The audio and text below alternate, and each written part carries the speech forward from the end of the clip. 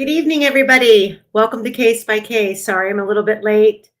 There's been a lot going on over the weekend and today. So I have been trying to maintain, catch up, and be prepared. So welcome in, everybody.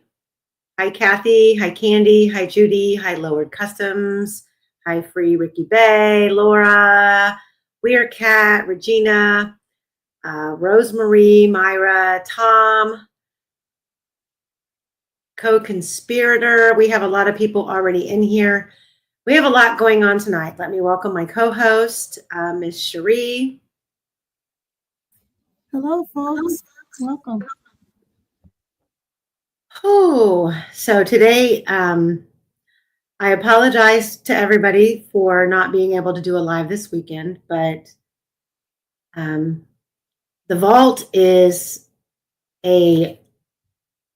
it's becoming massive. And it's becoming massive because if we're going to do this, we're going to do it right, which when I get into my presentation tonight, you'll see why. And we might not even get to the why. But outside of the vault, I think some of you might know that Sergio has launched his analysis on Ron Logan. And instead of going straight into the vault presentation, we are going to spend the first half of this episode watching that analysis together. I have not watched it yet. I'm so excited to see what his analysis is. And I think it's going to be interesting. I'm very excited to see what it is. Sheree, how about you? Definitely. So Sergio and I, we were supposed to get together this weekend. He had some prior commitments. He had a podcast to do. And I got tied up on the vault, working different avenues. So you guys need to understand one thing about me. If you followed me on the Ashley Garth case, I'm a little over OCD, little anal. And I have to check all four corners, basically. And what I'm running into with this timeline, just on February 13th alone, is a massive problem. I have a massive problem with the timeline. I have a massive problem with the amount of people that were out there that probably most of you aren't familiar with, or maybe only heard their name once. And based on where we ended up at trial, who testified, who didn't, then we get into the timeline of when these people were there and the vehicles that were there and the witness statements. And I'm just like, this is really a problem. It's a really big problem. And so what I decided to do, I think it was Saturday, going through all of this, I thought, you know what, let me invite all of you to join me in helping me get this February 13th timeline pinned down. And from morning until evening, if our timeline is off, we don't have correct answers. So we have to start at the beginning with what we know and move forward from there. And we have contradictions. And I'm going to lay all these contradictions out. There's not only a discrepancy in arrival times, there's discrepancy in departure times and who left with who. There's a couple of girls who showed up at the trails, but then ended up hanging out with another group of girls and then left. All of that needs to be filtered. And if we don't do that, we don't have a clear picture. So I can't help it. But when I said I wanted to go back to the beginning of the case, that's what I meant. And why not? We have two little girls, and I'm not going to cover the Karen Reed case. We have too many great creators covering it. I'm waiting to see what's coming in the future. I have several cases that I want to post on my channel that are still, they're not open, but they're cases that I feel would interest you. There's a case that I feel is very similar to this one that I want to discuss. And I wanted to do actually a members only on it this weekend, but time, there's just not enough hours in the day. Purple, let me see here, what'd she say?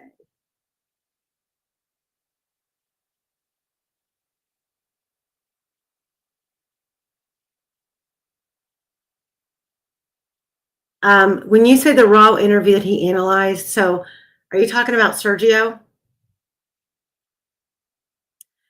Legal Lacey, I'm telling you, there was a lot that was missed. I mean, that's why. And the more I dig in, like, I don't think that any of you can ever say that I've ever like mapped out a theory on this case. Hey, All Eyes. Everybody, if you're not following All Eyes on Delphi, go follow her. She has immaculate research available that she has spent. I can't even imagine the amount of time that she spent organizing and setting up all of her links. I mean, it's just incredible. So if you are not following All Eyes on Delphi, please go follow her. So Candy, yeah, if it doesn't stick, you got to lose it. And that's the thing. I feel wholeheartedly that there is a lot in this case that we need to shave down. Like I am not going to continue to go down rabbit holes and, was this an AI picture or whatever. There are things in this case that we just have to accept and we have to take it from there. So as far as Sergio goes, the raw interviews that Sergio looked at are the same raw interviews that have been available to all of us for years about Ron Logan. There was hold on, who's here? What's her name? There she is. Hello. My signal Hi. sucks here. I'm at the new Airbnb. I'm probably going to drive home because I'm homesick and just wake up super early tomorrow. Welcome streets to the live, everybody. Can you hear me? Yeah, we can hear you. Can you hear me? Yes, I can hear you. My signal sucks here. Yeah, I'm so sorry for the late link. I just got sidetracked in working on this presentation and changing some things around and then making things go in order and flow. And then I was like, oh shit, I forgot to send my girls the link or even give them a heads up I was going live. I'm sorry. I had class most of the day today, and then I had like two big things actually happen at work, and then it's like 95 degrees, and I hate my life. Oh, God. Well, it was a beautiful day here today. I got to just take a moment, guys. We are real people just like you. Let's take a moment to discuss our lives for a second. So this morning I got up and I went out to breakfast with my daughter and her fiance. We had a great breakfast and then we went to her doctor's appointments because she's 30 weeks pregnant. She's having a boy and we got to go in and it was one of the more intricate ultrasounds where they measure all the bones and they do kind of like the 3D facial feature thing. And then it was like a 45-minute ultrasound. So it was like amazing. And then after the ultrasound, they came in and they basically said, hey, now that you're in your third trimester, we recommend yada, yada, yada, yada. So I know, don't call me granny. I can't. Do not call me that. I'm Amie. But she had to get, well, she didn't have to get, but they recommended a shot today, like a tetanus shot that lasts for like 10 years. And it's the tetanus and something else. It's supposed to prevent whooping cough and all of that. And she was like looking at me like, should I get it? And I'm like, you get every vaccination that you can get to protect you and protect the baby. My kids had all the vaccinations and blah, blah, blah, blah. So so it went like an hour and a half over what I expected. So I rushed home and ran upstairs and got on the computer because I didn't have done what I wanted to have done. Now here we are. So, and then I had to take a break. I Huh? I didn't get my second daughter vaccinated because Jenny McCarthy was saying that her son got autism, and then so I didn't get him for her. And then I read her biography, and she talked about like all the drugs she did, and I was like, I didn't get my child vaccinated because you said the vaccinations caused you didn't mention Okay, all these drugs. we need to have a side conversation. So stop talking about that. No, no. So I got Uh, my kid vaccinated. yeah, yeah. So I mean, if you believe, if you're diagnosed with cancer and you go to the hospital or you go to your doctor and you follow through with treatment for cancer, you best believe you better be believing in your doctors all the way around. That's the way I see it. I'm not a doctor. I didn't spend half my life going to get that medical degree. So somebody else did. I'm going to put my faith in them. Anywho, we are. I'm not saying that science is good. I'm saying unless you're smarter than those who went and got a degree, and yeah, I'm not going to argue with an accountant. I'm not going to argue with a doctor. I'm just not going to do it. My brother's an accountant, and I argue with him all the time, and he always Well, wins. It's just that it's the day and age, and everybody has like, everybody wants to think that there's alternatives, and there might be, but at the same time, I don't know. I love everybody. I appreciate everybody who follows this channel. I appreciate everybody in the chat, whether you agree with me on certain things or you don't. And whether you appreciate the work I do or you disagree with it, I think that you're following this channel because we all agree that there's something wrong with this case. So that's why I'm here. Not here to step on anybody's toes. Not here to hike here. Hi, Luke. And I just want answers, and I want the truth to come out. So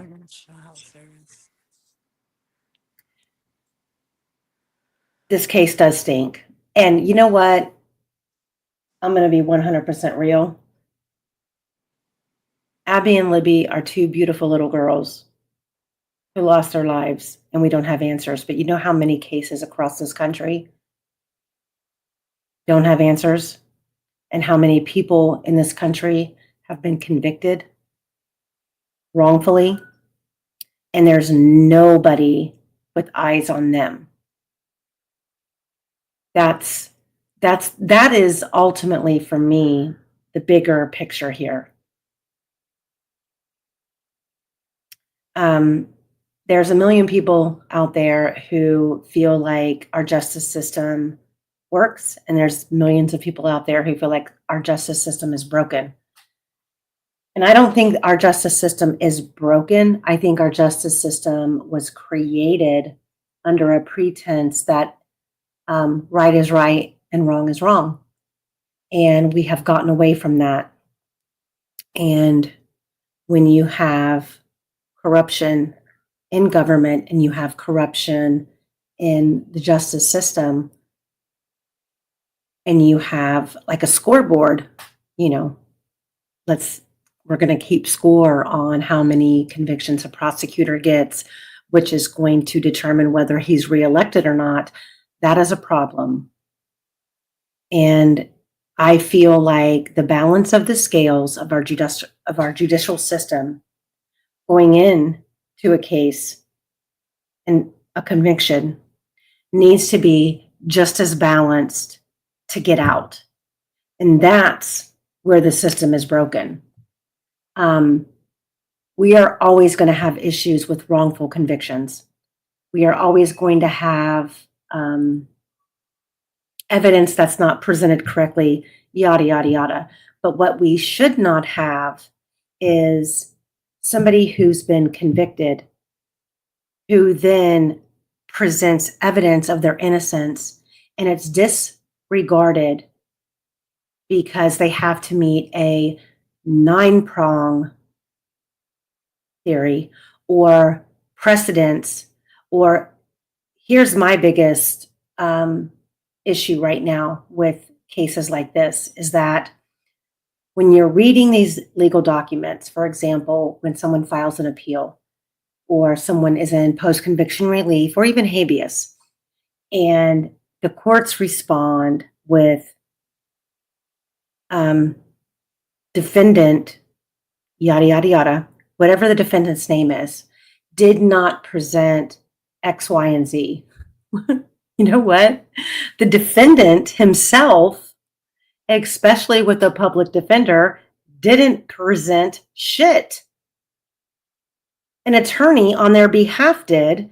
An attorney who was supposed to have their best interest in mind is the one who's writing the legal bullshit on the paper.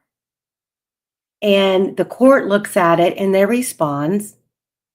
The defendant, insert the name of the defendant, didn't raise this argument, didn't raise that argument. Really? Did the defendant really just not raise the argument, or did they trust that their attorney would? That is where I feel like our system needs to be fixed. And it shouldn't take 3 years for a post-conviction relief case to be heard. Should not. Yeah, once you're behind bars, you're done. Once you're behind bars, it's an uphill battle. Once you're behind bars, you are the last thing on a court's agenda to worry about until a big enough argument, loud enough is raised, or you have somebody on a panel who just says, wait, whoa, what? So that's, for me, it's not just about this case. This case is a priority for me simply because it has the spotlight. It has the attention of the country. It has the attention of the world to a certain degree. So that matters to me when there's been a whole bunch of other people this big who have lost their liberties and their rights for less, and no one's paying attention. That's the problem that I have. Yeah, all eyes. Only takes one case to set a new precedent, but it's an uphill battle for everybody. And then we're dealing with the fact that every single state has their own laws. They have their own codes. They have their own judicial branch, so to speak. And then, you find out that even within a state, every county has their own legal processes. And I feel to a certain degree that needs to change. So that's just me babbling. That's just me wanting to be, I cheer for the underdog all the time. And everybody out there needs to understand that in a society where, unless you have millions of dollars, what you see happening in this case could happen to any one of you. And it's not just about Delphi. It is about the advantage that the government has prosecutors have, law enforcement has, that are not held accountable. So that is important, and that should be important to everybody. This So- case, or this case shows a lot of the problems with, the justice system, the shadiness and unfairness. Could go on and on. So that's another good reason to keep talking about it. Lindsay, I believe you are absolutely right. And that trickles down through all of the counties. When you get up into the higher courts in Indiana, it's like a tree root. It all just trickles down. And if up here is corrupt and they need somebody below them to protect them people below them need someone to protect them. And that's where, our voices are either just going to diminish in the wind, or we are going to be loud and heard. And I'm not saying that I have that voice. I'm not saying that I'm anybody special. I'm just trying to bring awareness. And I'm also OCD. I need to know the answer to this puzzle. I need to know what happened to these two little girls. And I'm not going to pretend that I know what happened. I'm not here to cheer on any theory, Reese Davis, Odinism, or Rick Allen, or any other theory out there. That's why, I have followed this case from the very beginning. And it's only been in like the last 3.5 years that this case has gotten downright fucking weird. When the Franks memorandum came out, that was like mind blowing. We did get a lot of information on this case that we had never had before. I was devastated to hear the details about the girls in the crime scene. But I just need, we need to prove what happened. And I don't feel like what's happened really in the last 3 years, I would say 50 to 60% of it is not relevant, because it wasn't relevant before the girls, right up leading to the girls dying. We need to focus on that time frame, what was going on then, not the bickering and the fighting. The YouTube people, the YouTube creators have absolutely no say in what transpired almost 9 years ago. If you're going to report on this and you're going to discuss it, you need to do it the right way. And that's what I'm trying to do. And I'm trying not to get drug into everything else. I don't want to be drug into everything else. I only want to do good here, to be honest. I just want to do good. And I'm going to do the best that I can. And I'm going to work with the people that I trust. And I'm going to dig for the answers, the real answers in this case. Hey, Dr. Selfman.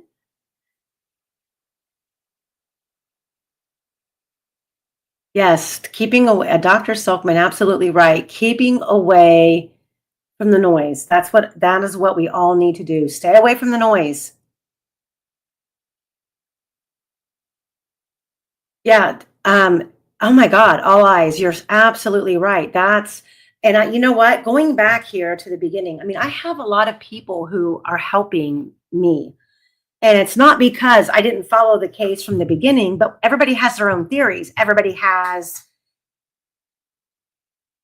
timelines and impressions. And what I'm trying to do is I'm trying to take a path that's this big and make it this big.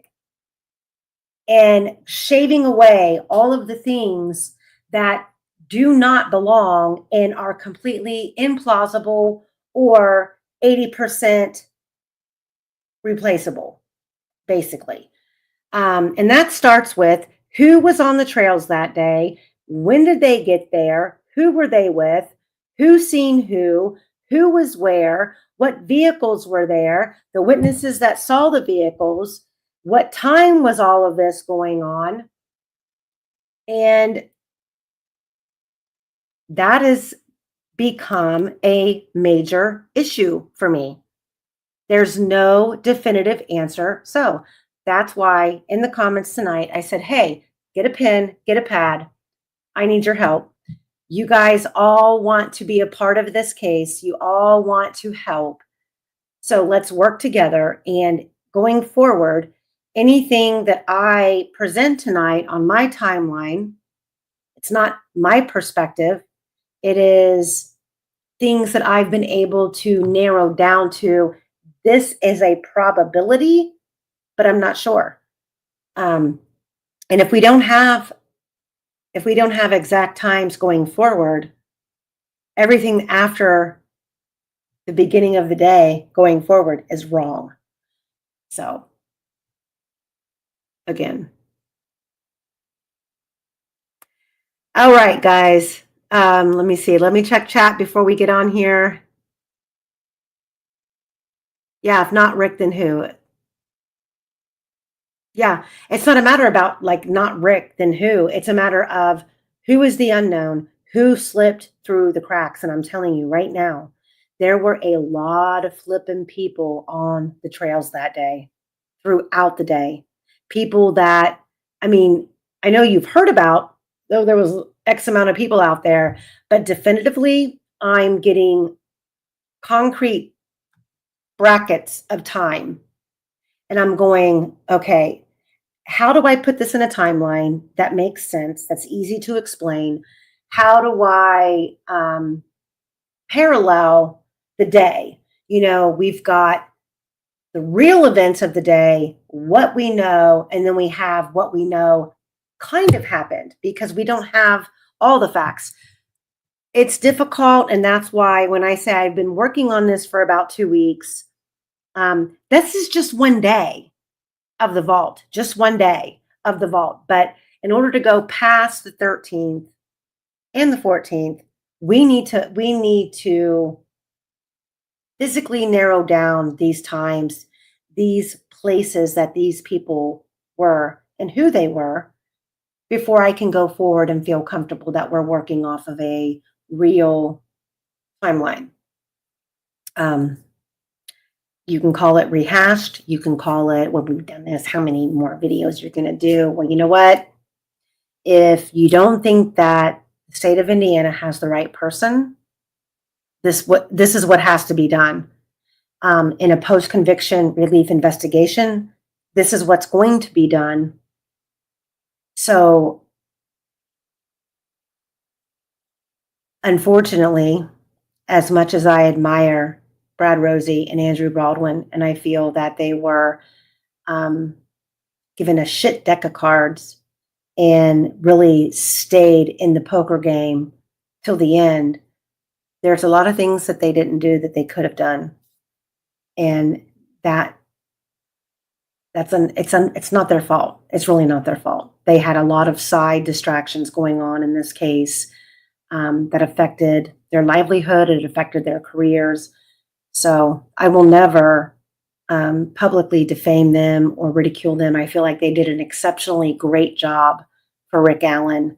Unfortunately, they were fighting an entire state, and they were just two men. So, anywho, I'm done preaching. I'm done preaching. And in my opinion, the game wasn't fair. So it wasn't. No, it was not. Fairly. So. Yeah. It wasn't fair. All right, guys. Okay, so we are going to let me see. All eyes. God, I love her. All eyes. What'd you just say? All eyes says the crime scene tells you how. How tells you why. Why tells you who. But until Rick Allen is proven to not be there, the state will never answer the right questions. It's so frustrating. True flippin' story.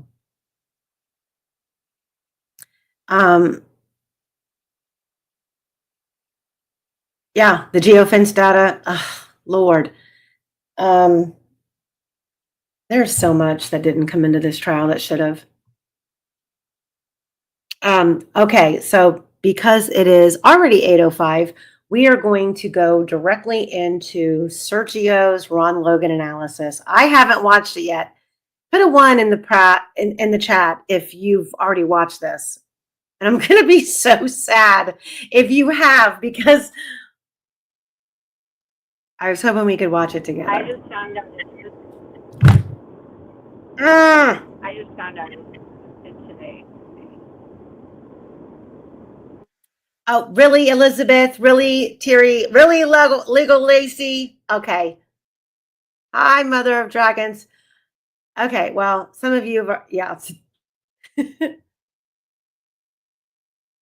Oh, Indy Cindy hasn't watched it. Not seen it. Undecided co-conspirator.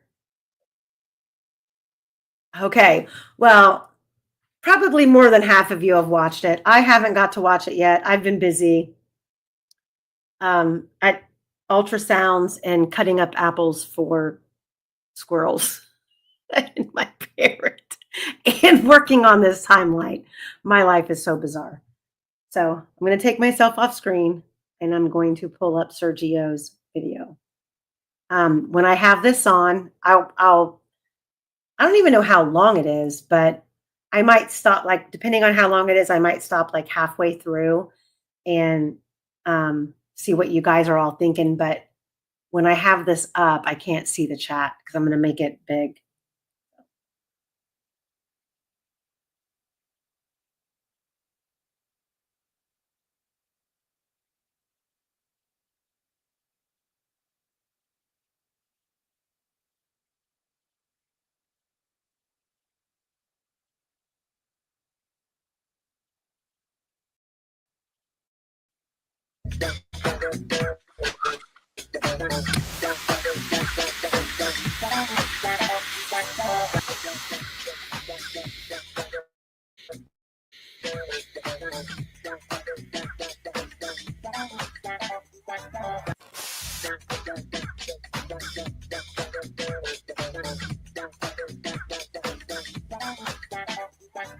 Hey everybody, welcome back to Truth Revealed, where we don't just listen, we analyze.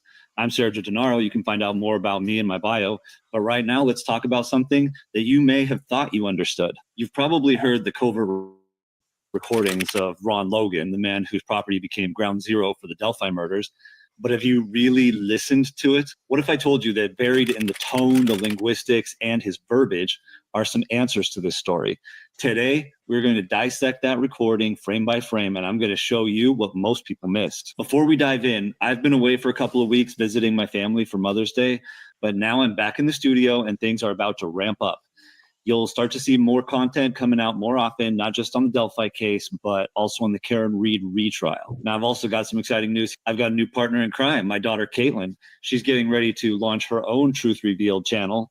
Well, that's coming a little bit in the future. But for now, she'll be editing and posting our videos as shorts on TikTok and Instagram. So if you see a Truth Revealed wave breaking through your feed, that'll be us. Now let's focus in. As always, the interviewers' questions are going to be in red. Ron Logan's responses will be in black, and my commentary will be in purple. So pay attention, because what you hear may not be what he actually said. Let's begin. Okay, we jump right in here with what did they do? They concentrated on people that didn't do anything too much. First off, I want to say this lady who's asking questions does a great job. She's asking direct, pointed questions, and they're open-ended. What did they do? You're going to get the best information from these types of questions. He says they concentrated on people that didn't do anything too much. He takes this opportunity to try and make a denial. If he would have done this correctly right off the bat here, that would have been it. The whole thing would have been over. He would have said, they concentrated on me and I didn't do it. I wouldn't have looked at the rest of this statement, but that's not what he says. He says they concentrated on people that didn't do. Now, when a person, instead of saying remember, he should have said, they concentrated on me, I didn't do it. He says they concentrated on people that didn't do. He refers to himself as people. That's hugely problematic. The formula that we're looking for here is I plus past tense plus active voice. Well, doesn't always equal the truth, but you have to have that in order for it to be a truthful statement. So referring to himself as people is a huge red flag. It's a huge indicator here. And then he repeats that didn't do anything too much. He's trying to imply here that his driving without a license and getting arrested for that as a parole violation wasn't too much. But the honest way to say this is the direct way, which is to say something like they concentrated on me and I didn't do it. They got wrapped up investigating me for driving without a license. Something like that would be how you tie those thoughts together. But that's not what he says here. So this statement is hugely problematic. This is highly suspect right off the bat here. That's what you think? So great follow-up question here, because he answers the last question, but she wants more. She wants him to continue talking. And all she does is, if that's what you think, he could have easily said yes, but he doesn't. He continues talking. Perfect. So let's see what else he says here. I know it's what had happened. They spent, he cuts himself off. They were going to pin it on me. We have tense problems here. This is not simple past tense. This is past perfect tense. Technically, what that means is an action was completed before another past action. If you're thinking, well, maybe he's just not educated, it's not how this works. Just because you can't explain a rule doesn't mean you don't know it. For example, if you say the big red American car, you know that if you say the American red big car, that sounds completely wrong. If I would have asked you what order do you put adjectives in, you probably wouldn't have been able to articulate size goes first, then color, then nationality. It always goes like that, but you probably wouldn't have been able to articulate that. Everyone's like that. He knows the rules of the English language. He's just not abiding by them here. What else does he do? He cuts himself off mid-sentence. They were going to pin it on me. Huge sensitivity in here. We're not going to say, okay, definitively he killed those girls, but there's huge sensitivity up to this point. So let's continue getting as much information as we can and see where this leads us. You weren't home that day. She says this as a statement. So technically he doesn't really need to respond to it because of the way she asked the question, but he does, which is great. Everything he says is going to be open information. So they didn't find that. What does that mean? They didn't find that. You weren't home that day. They didn't find that. He is thinking of something else completely. I don't know what he's insinuating that they didn't find, but it's problematic. We want to know what he's thinking that they didn't find. They didn't find out that he wasn't home. It seems like that could be what he was insinuating or starting to say, but that doesn't match the question. By saying that, it sounds like a prepared answer, and that prepared answer didn't fit the question. So they didn't find that. They didn't care. It sounds like he registered the question and changed that to they didn't care. When a interviewer asks a question or makes a statement that you agree with, you should begin your answer with an agreement, a statement of agreement. Yes, something like that. If you disagree with it, you should start with some sort of a no, that's not right, something like that. What we get here is he doesn't agree with it. He actually becomes a little confrontational. They didn't find that, which means that he wasn't home that day. That's an indicator of deception to the question, although it seems like he should have agreed with it because this question comes across in a way that would help him. What he's saying is that he was home that day by not agreeing with the question. So let's keep going. You don't understand. This is out of sequence information. You don't understand. Okay, again, the question, you weren't home that day. You don't understand. What does she not understand about him not being home? So that's out of sequence. I don't know why that's there, but we're going to try and figure out how that ties in to whatever he's thinking in that moment. After you don't understand, he says, they didn't, and he cuts himself off. That's extreme sensitivity here.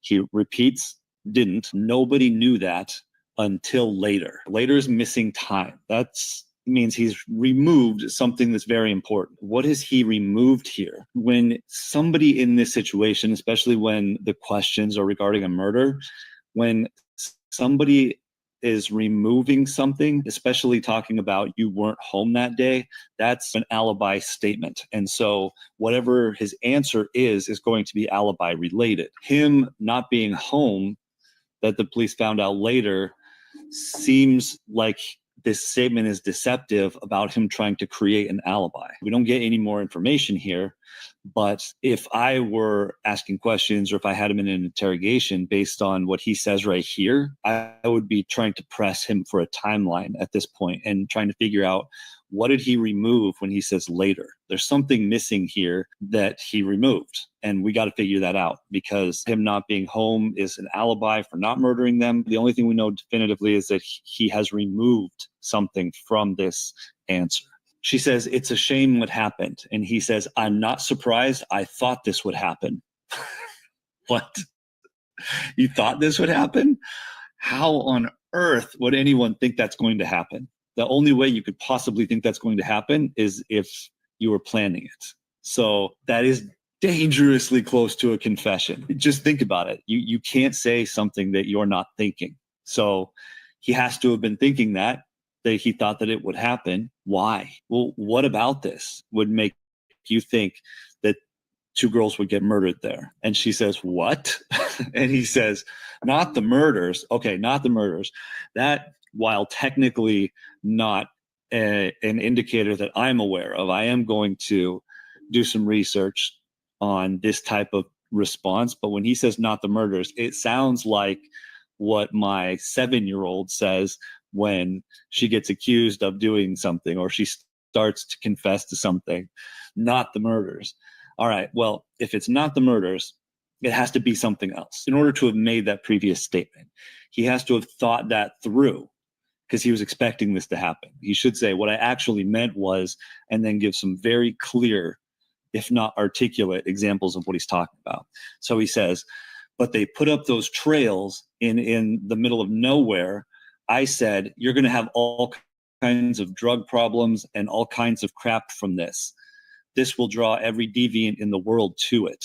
Okay, let's think about that. What he just said is that putting trails through the woods is going to increase drugs and crap. That's not an argument that he has presented in the past, the way he says, I said you're going to have all kinds of. Let's think about the logic of that. He's saying that when you put trails through the forest, it increases drugs and crap. It increases hikers. This line of reasoning is nonsensical. The fact that he jumped in there with not the murders now tells you exactly what was on his mind. Let's continue. And then she says, I mean, we walked a little bit. I was a little scared, because it was just us two. So she's putting herself back into a situation and putting his mind back into that situation of girls walking across the bridge. This lady should be an interrogator. This is exactly how interrogators should ask questions. Simple, direct, and just let the person answer them. He mumbles something. I couldn't tell the first thing that he says, but then he says, they're not going to do it again. Not here anyways. Let's really, my mind, the longer he talks, the more my mind is blown by what he's saying here. Ron Logan, what does he tell us? He knows that it was more than one person because he says they're not going to do it again. How does he know that it's more than one person? You tell me. You tell me. How does he know that? The next thing is he says they're not going to do it again, not here anyways. That tells you that he knows the thought process of the people who committed the murders. Because he's not saying, I don't think it wouldn't happen here again. He's telling you definitively that they're not going to do it again. Not here anyway. You can actually drop the word anyway off because it doesn't mean anything. And when you drop that off, it gives you a clearer indication of what he's saying. They're not going to do it again, not here. That means they fully intend that more than one, however many people it was, intend on doing it again, but somewhere else. They're not going to do it there because it's too risky. He has just told you his mind. At this point, there's no way that he could know their thoughts unless he's one of them. It's not possible. So let's keep that in mind and keep going because he's going to keep talking here. Who found them? The neighbor over here, Pat Brown. Okay. So Pat Brown found them. I skipped a couple of questions. He talks about his faucet and some stuff like that. And he found them, she asks again, and Ron says, there was some other woman with him. I had to highlight that because some other woman it sounds like he knows who his wife is and he was with another woman, but we'll bypass that because that doesn't have anything to do with this. Okay. Supposedly, some people on the other side could look on my side of the creek and they saw clothing. Let's take this one sentence at a time here. Why would he say supposedly? Supposedly, some people on the other side could see my side of the creek. This is a known fact. When somebody puts in a reduction of commitment before a known fact, there's only one reason why you do that, and that is to try and reduce your culpability. They're trying to say that while you believe this is a known fact, it's incriminating to me, and I'm going to call it into question here. So there's something that he's about to say that's going to be incriminating. Supposedly, some people on the other side could see my side of the creek and they saw clothing. So is an explanatory statement. Keep in mind the question. And he found them. He's talking about his buddy Pat here, found them. So let's keep reading and let's try and keep in mind, why is he getting so sensitive when the entire question here could have been answered with a yes? Just yes, because if he just agreed with it, it wouldn't require any more explanation. Now he's starting to get sensitive about this. So they called up, said, hey, there's some clothing down there. Go check it out. Okay, I'm with you. Then he keeps talking. So he went down over the hill and he saw me. And that's how you use CRMs. Monday CRM, a platform to manage all of your sales needs and view your team's entire pipeline.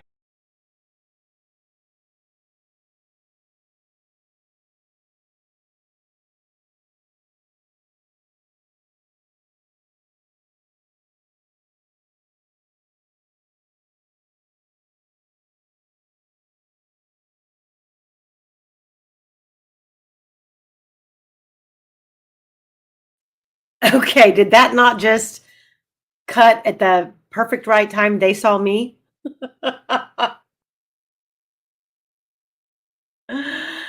Well, up until Sergio, like, piecing and parsing out this interview, the way that I've always understood it was that, first of all, on the 13th, he was way too busy with his tropical fish to even be bothered with searching for two little girls near or around his property that were missing. And then people were knocking on his door on the 14th asking, could they search his property? And he said, yeah, go ahead.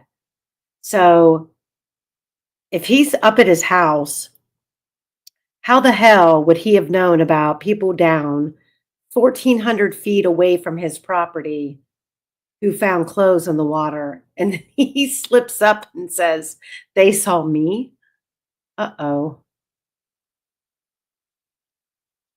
Oh, this just gets better and better and better. And, you know, I would love for a Delphi juror to reach out to me. You know, you can hide your face. I wouldn't tell them who you are. You just, some little girls ask him to search that night? I think, according to Reese's, two little girls knocked on his front door in the morning and claimed to have been classmates of Libby's and wanted permission to search his property. But I'm not aware. I mean, I don't think that I have ever came across anything on the 14th as far as a search group or the timeline. And we're going to get, like, I'm telling you, I'm going down and dirty on this timeline with accounts of people who gave interviews, statements that they made on the internet about where they were, where they searched, the times. So I'm trying to create this whole new map of pinpointing who, where, and when people were between the 13th and the 14th to figure out how this could have even happened under the watch of all of these people.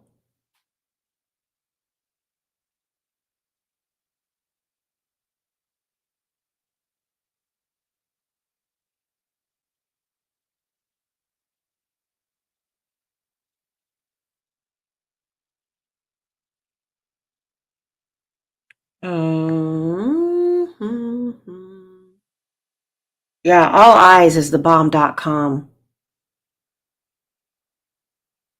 Yeah, I have the sign-in sheets. They're hard to read. Let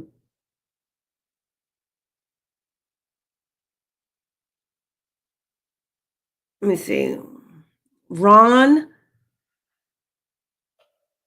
My goodness, I'm sorry, guys. I'm tired. Ron Logan got a call from Giannicola around 9. 9 when? On the 13th, 9 is that 9 p.m., 9 a.m. on the 13th to the 14th? 9 p.m.? 9 p.m. on the 13th. Okay. They were still sleeping at 9 a.m. on the. And his cousin at 9:20. Pat Brown stopped by at some point too.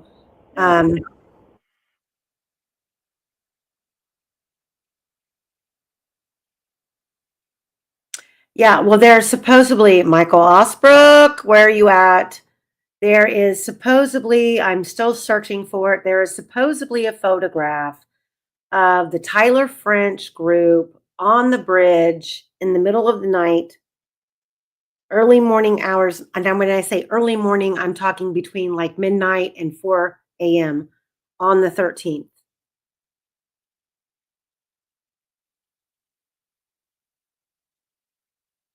So so you're saying 9 a.m. Michael, I love you. You're so funny. He said, I'm down here. Okay, we need to find that photo of the group of people. There's a whole story about that, Shabugs, about that particular officer or volunteer firefighter.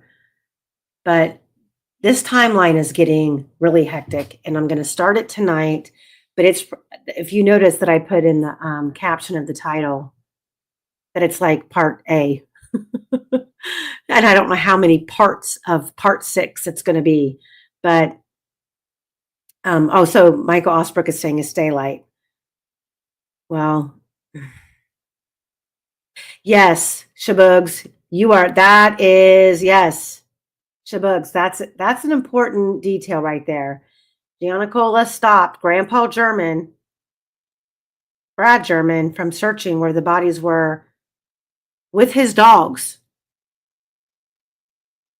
several hours before the girls were found, claiming that area had already been searched. Turn around, go away.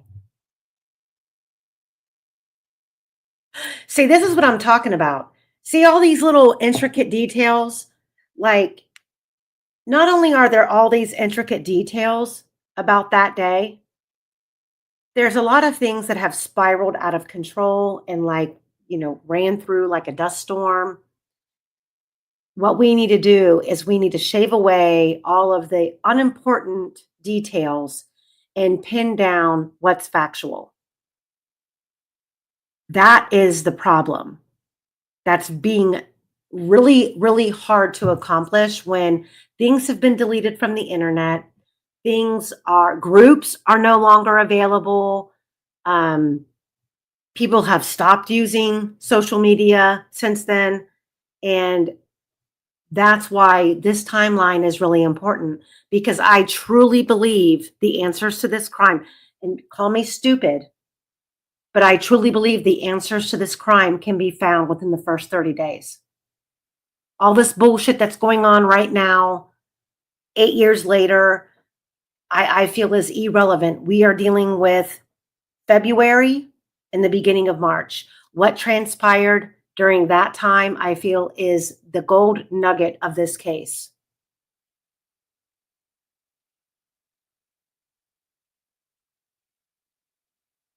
Exactly, Shabugs.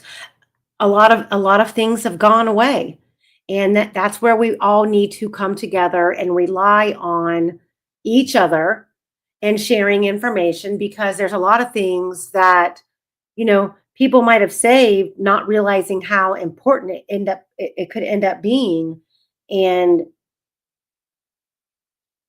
it's bonkers. What Luke's just say?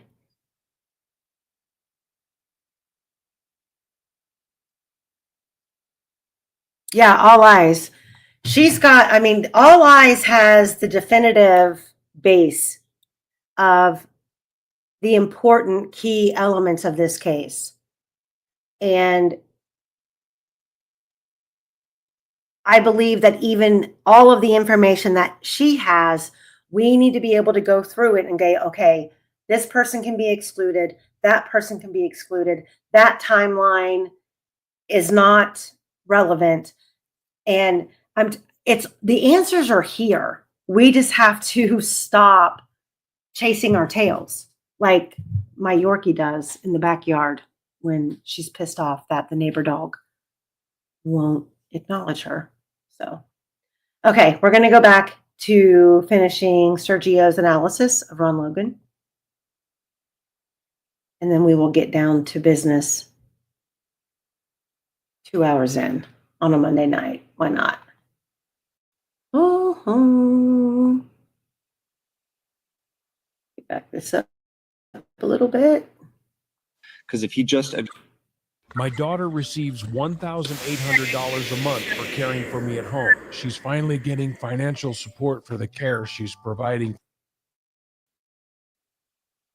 agreed with it, it wouldn't require any more explanation. Now he's starting to get sensitive about this.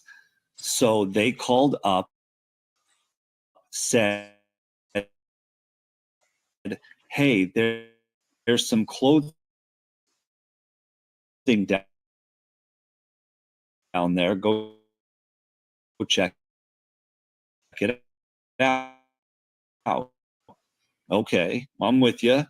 Then he keeps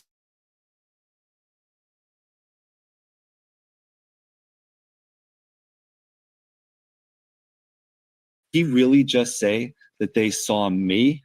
Why would he say that? There's only one reason why he would say that, and that's because he was thinking it. It has to be in his memory, or his broca section couldn't have accidentally assigned the word me to him thinking myself. There, let's continue on. So, and they're right out in the open. I don't understand why they didn't find them the night before. Why did it take them? And he cuts himself off. All right, so what do we have here? We have the word so 3 times, which means extreme sensitivity in here. He accidentally replaces the word clothing with the word me, and we're going to get back to that in a second. But he also puts in a missing time statement before. I don't understand why they didn't find them the night before. So there was a search party that searched that area very thoroughly the night before. So he's playing dumb here. I don't understand why they didn't find him the night before. Well, the word before is missing time. He's cutting out something that he did. So the only thing that he can be cutting out based on this sentence is he had to have put the clothing there. That's why they didn't find him the night before, because he put them there. All right, so we know based on this statement that he put the clothing there after people had searched the night before, but before they found the clothing that day. Now let's go back here and look at this. My daughter pointed this out to me. So supposedly actually matches directly to the word me. The reason why he's so sensitive here, supposedly some people on the other side could look over and see, is because he's thinking about that person seeing him being there. So did somebody see him there? Did somebody call that into question? I don't know, but he has a memory of himself being there, and he's trying to call into question what the people who said that they could see that, whether that was truthful or not, when it's a known fact. This is hugely both problematic, and it tells us that he put the clothing there. So now we know that. Now we want to keep in mind that what we don't know at this point is that Ron Logan had anything to do with or had an interaction with the girls while they were alive. Because he's been extremely sensitive and he's omitting and there's missing time statements, it could be that he only helped cover up the murders. We don't have any indication from his language yet that he participated in the murders, because covering up the murders is also a crime. So you're going to see deception there. We want to be very clear and thorough, understanding what we're seeing. Where's the deception leading us? And right now, we don't have any indicators that he was involved in the murders, only in covering them up. Can you walk back there? Can you get back to where it happened? That's a simple question. This should be a yes. Can you walk from here to there? He says it's not real easy. No. He answers the question at the end. That's deception. Why does he feel like he needs to give an explanation before he gives the answer? Well, let's think about this. It's not real easy. No. The statement "is not real easy" is firsthand knowledge. So he's not saying that he's looking at it and thinking, that looks like difficult terrain. I'm not sure. He's actually telling you definitively no, and that he has direct knowledge that it's not easy. So hugely problematic. Can you walk back there? It's not easy. No means yes, he can. And he's done that from memory. Again, that doesn't tell us that he murdered them, but it's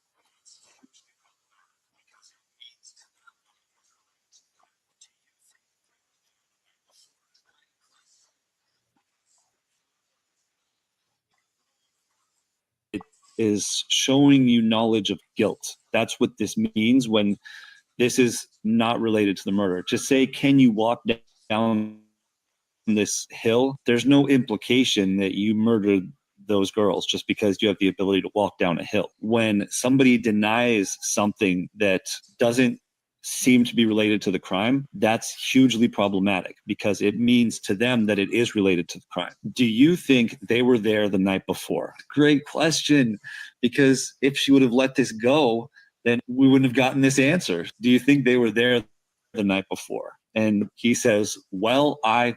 Whenever somebody starts a yes or no question with well, their answer is going to be deceptive. When I was looking at this with my daughter, with Caitlin, I was explaining this to her and she looked a little confused. She had just got back from the gym, just done a workout. And I said, okay, I'm going to ask you this question. And I want you to just answer, well. And then I want you to try and think of what you would say after that. Okay. So I said, did you just get back from the gym?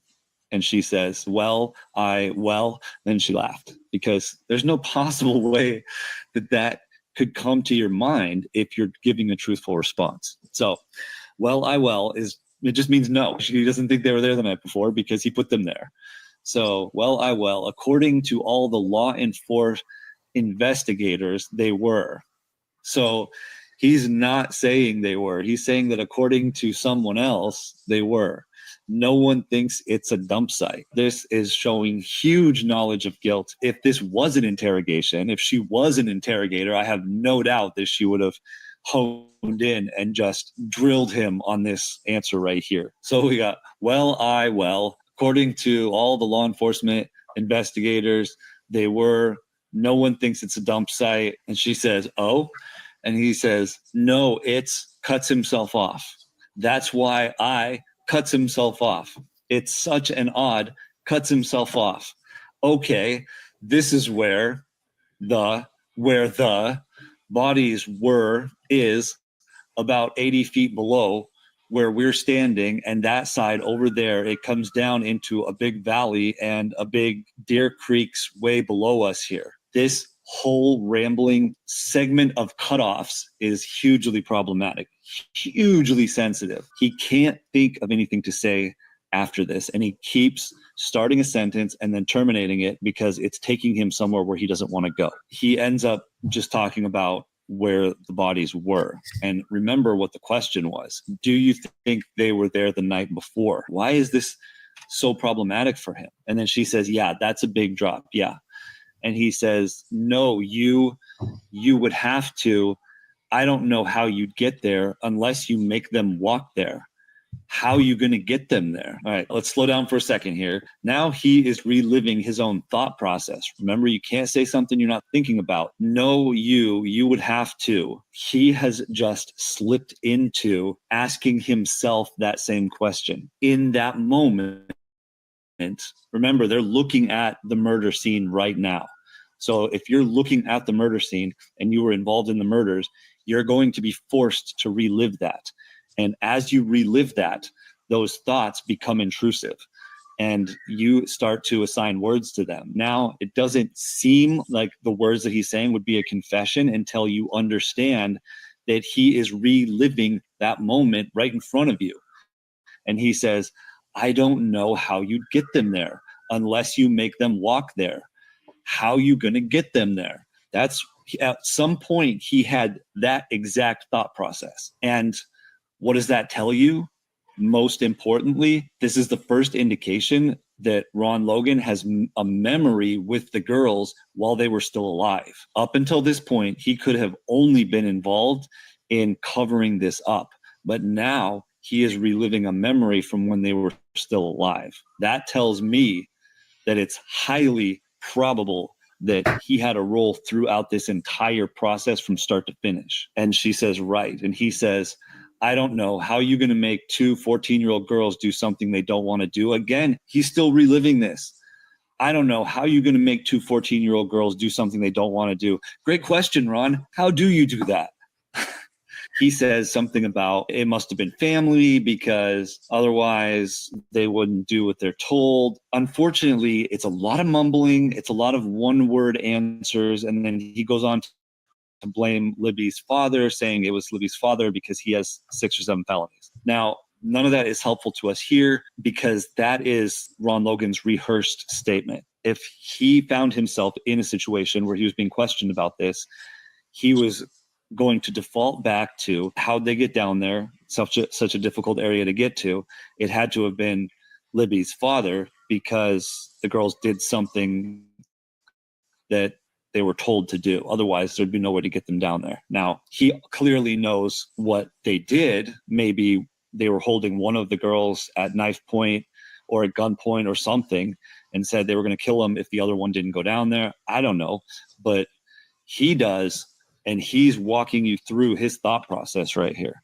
Now, that's where this statement ends, but let's wind this all up here. What did we learn? What did we see? What did we get here? Do we know definitively that Ron Logan played a role in this? At this point, I'm comfortable speculating and saying yes. He came about as close as you can get to a straight out confession. He is walking through memories, his own memories towards the end here of how do I get the girls down there? Most importantly, he puts himself in there. You see knowledge of guilt. You see he accidentally says me, like how does that even happen? But that statement is so hugely sensitive to him that I don't see how it's possible to have this much deception in this statement and him not have been a central figure in this, which means because of the analysis of Keegan Klein, there, in my opinion, there has to be some sort of connection between Ron Logan and Keegan Klein. Leads me to believe that there's probably a third person, which my initial guess would be Keegan Klein's father because of some of that analysis from the Keegan Klein video. But I would need to see a statement because there was nothing definitive in Keegan Klein's statement that made me believe that it was necessarily his father, just that there was somebody else there.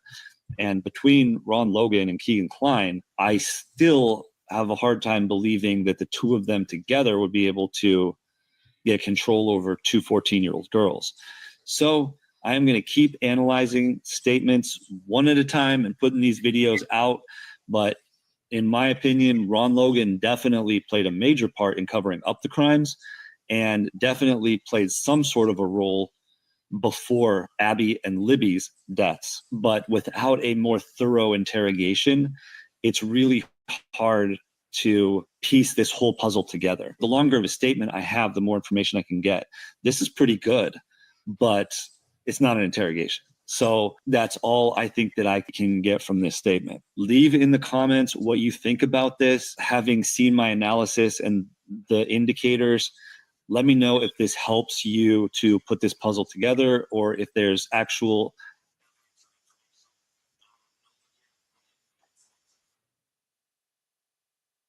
Wow.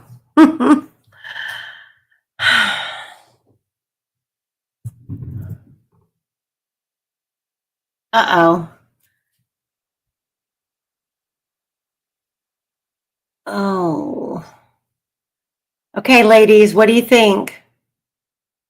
I find it interesting that he brought, once you were breaking it down, you realized that when he is, supposedly reliving the crime, he brings Derek and family into it. Do you know what I mean? Mm-hmm. Okay, now I say that again because you were clouded. I'm sorry, I'm in the grapevine. So I find it interesting during the point Sergio says he's reliving the crime and like stopping it every sentence, he brings Derek and their family into it in like a weird short sentence. Yeah. Yeah. Sheree? I just find it fascinating. I never thought of the, really looking at each word he said, and it sounds logical. I mean, the way he broke it down. What about you? Well, I do have some excerpts from Ron's interrogation prior to the first search warrant that was served on his property for the guns. I do not have any information on the returns of either search warrant, the one that was served for the probation violation or the one that was served after he was arrested for the probation violation, because they arrested him and then the day after they arrested him, they served the search warrant on his property for the Delphi case. Even after that same week, ISP information officer stated that he was not a suspect. I tend to agree with Sergio. Here's my thing with Ron Logan. My personal opinion is, when you look at this case and you look at the map of where all of this took place, I personally believe that I have been able to get rid of any type of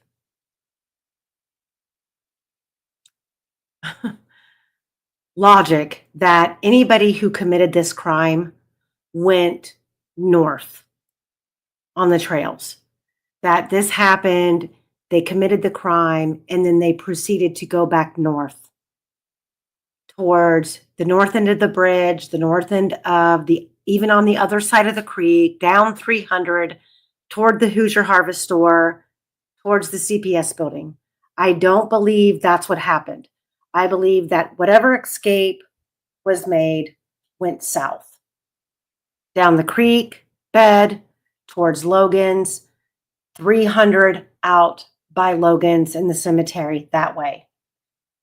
I do believe that Ron Logan was involved, but I don't know for certain who was involved with him.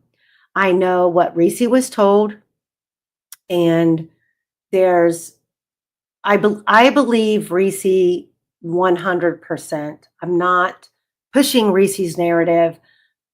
What I'm saying is I believe that what Reese is conveying was told to him. Now, Keegan Klein is a compulsive liar. He's another Garrett Kurtz. He's an absolute pathological liar.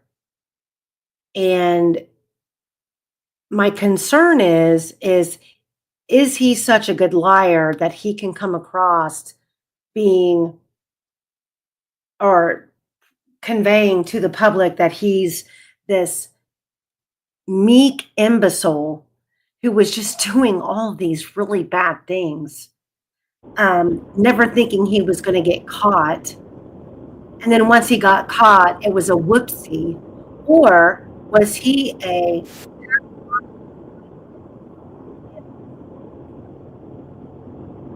big time of the CSAM and the trafficking of these photographs, these videos, dealing with higher ups? And the thing is that when you're dealing with a Dropbox, I would have to say throughout all of the things that, what is that sound? Okay, it's gone now. When you're dealing with a Dropbox, if any of you have ever created a Dropbox, you will know that a Dropbox is probably the most least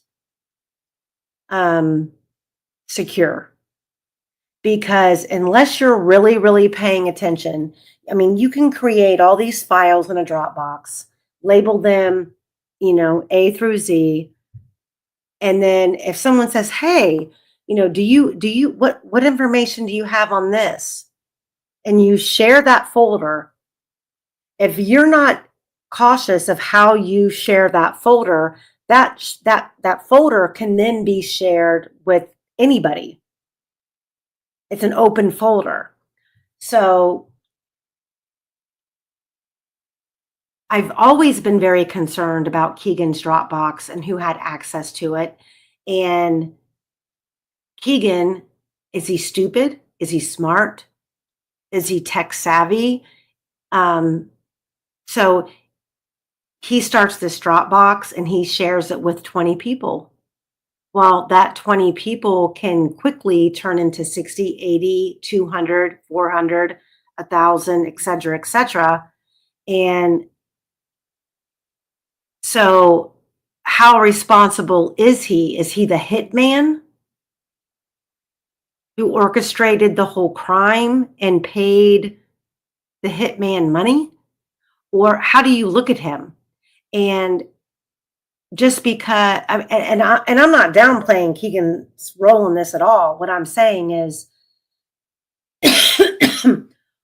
what kind of participation did he play in this? When you think that the story Reese Davis was given, that Keegan is coming forward and saying that Ron was his buddy and they had dealings together, yada, yada, yada. Well, first you have to ask yourself, what type of fat, smelly fuck in prison in a protected wing for child CSAM then feels it's going to do him any benefit at all by claiming he was a participant in a murder of 2 little girls. So this whole thing is mind-boggling, and it makes 0 sense either way you look at it, because nobody is believing that. Well, let's be real. I know Keegan at this point in time, probably couldn't walk up a flight of stairs without breaking a sweat. But in 2017, he was, 150 pounds lighter. People think, well, he couldn't have climbed up those hills. Okay, so He worked at a pig farm, didn't he? he did. He worked on a pig farm. He was a farmhand for a certain amount of time. And I think that this is why going back to the very beginning is very important, because I don't, I mean, even I'm being very particular with all of these people who are out there on the trails, the groups of girls, the timeline, what we know now versus what we know then, excluding all the noise, excluding all of the noise. You have to get rid of the things that, like, going down every single rabbit hole. We've been doing that for almost 9 years, and it's leading you nowhere. I mean, I'm putting together a murder board of the facets of people who are more than likely, I would say 70% involved. Then you have to say, okay, if there's 4 facets that are involved, which facet can be eliminated? And so the rumors and the bullshit have to stop. There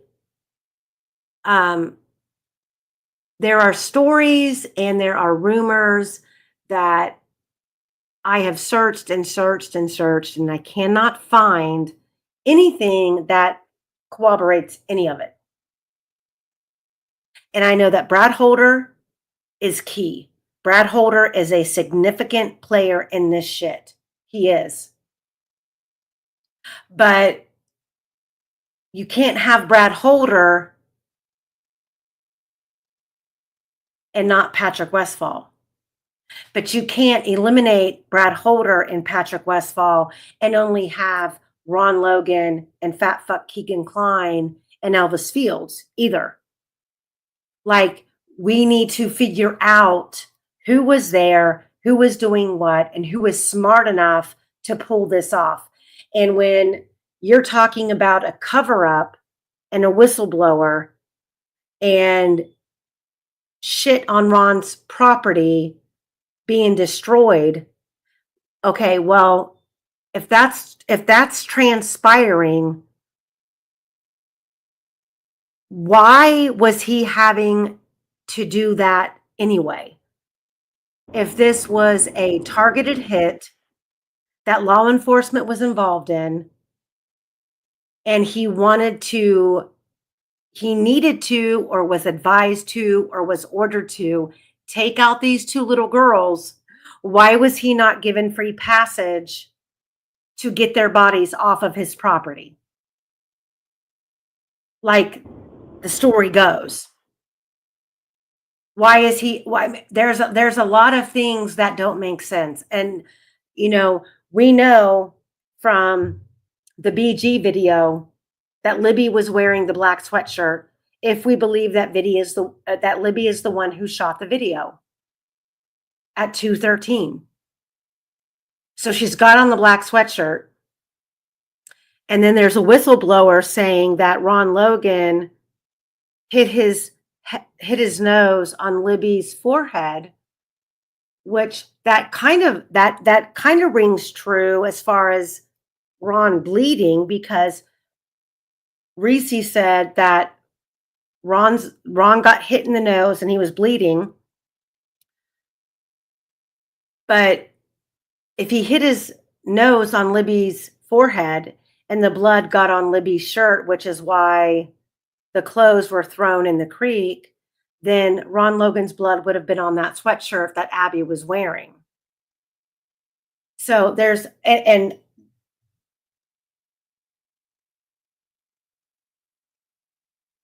all eyes, absolutely. So let me get into, I'm going to start, I've already been on here 2 hours, 7:30, 8:30. No, not quite 2 hours. No, not quite. So yeah, Elvis Fields confessed to family. It's hard to ignore, it is. But Elvis Fields is mentally challenged, and he would have had to have been under the guidance of a lot of other people, which I'm not doubting. But at the same time, we need to figure out how this many people were there and present, and we need to pinpoint them in the witnesses' statements, or at least open the door of time that they could have corroborated at the north end of the bridge while they sent Ron Logan dispatched to corral the girls off the south end of the bridge. So there, I mean, there's just, and here's the thing. I'm not saying that everything that I'm saying is absolutely correct. I'm not. What I'm saying is that I'm trying to every single step of the way, I'm trying to make sure that I'm exhausting every single outlet and only putting forth what I can prove. And you're going to see in my presentation that it's still a challenge.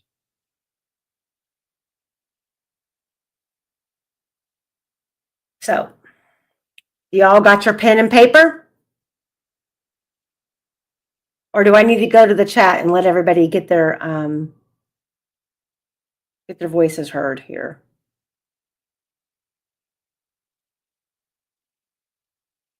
Yeah, I'm interested in that bathroom too, Michael.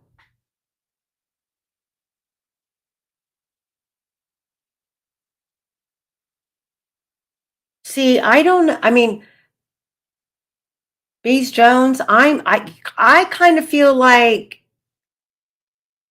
there's more than that.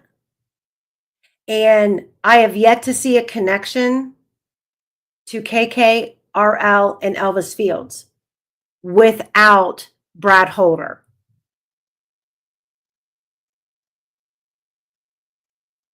Yes, Dr. Silkman, MVAC, MVAC, MVAC, MVAC.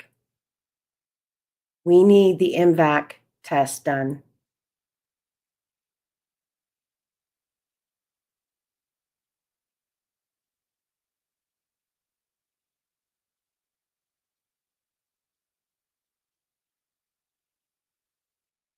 Okay, so All Eyes says that Elvis Fields is undereducated, just not challenged. Okay. So we need to All Eyes, we need to find the connection with Elvis Fields, Keegan Klein, and Ron Logan, excluding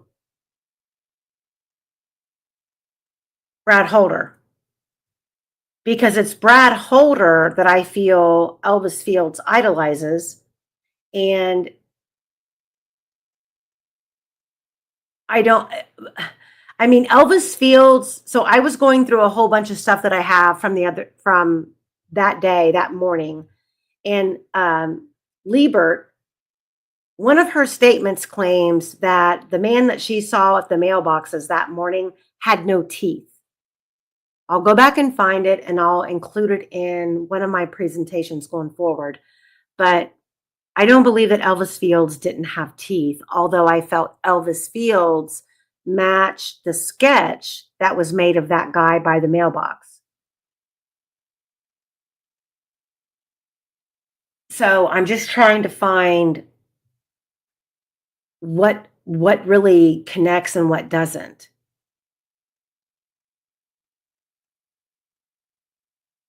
Yeah, well, they're all kiddie porn viewers, but okay.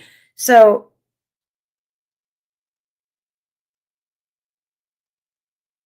that's, and I mean, you're Bees Jones. I mean, you could be right, but based on the investigation, we're without that information. I mean, Elvis Fields was investigated, his DNA was taken, but was his phone downloaded?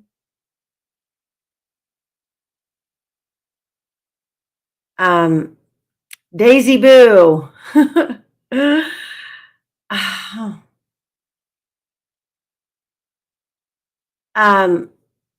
Hold on. Rick Allen did not park at the CPS building. And we're going to discuss all this, okay? Because we are going to stop calling the guy that I'm calling them Group A, which would be the girls that we know of which was the Riley Voorhees and the Bree Wilbur group, we are going to stop calling that male that they passed Bridge Guy or Rick Allen. Because based on this timeline, I'm not certain that this male that they say that they passed was either. Maybe he was, but that's why I'm saying get your pens and pencils,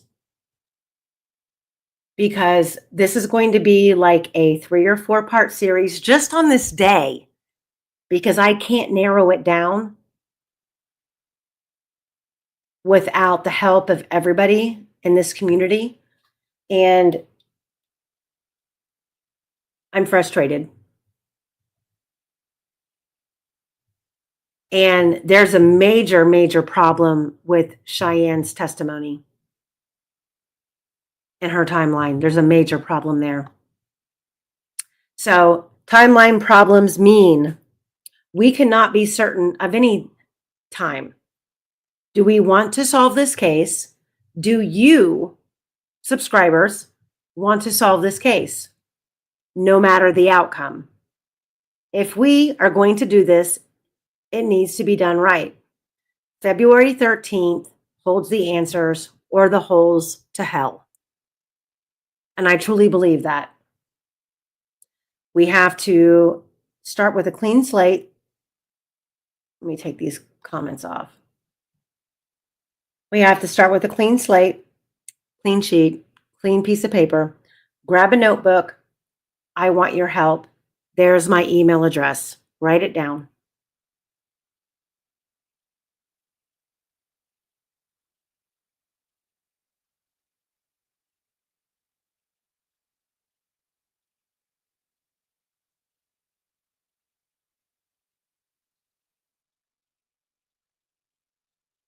So let's start with what we know at the very beginning, from the time the girls were reported missing. We have Kyle Smith's post.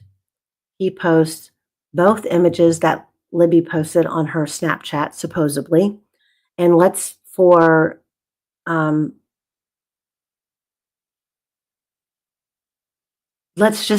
just state these are facts, because these are what were put out to the public.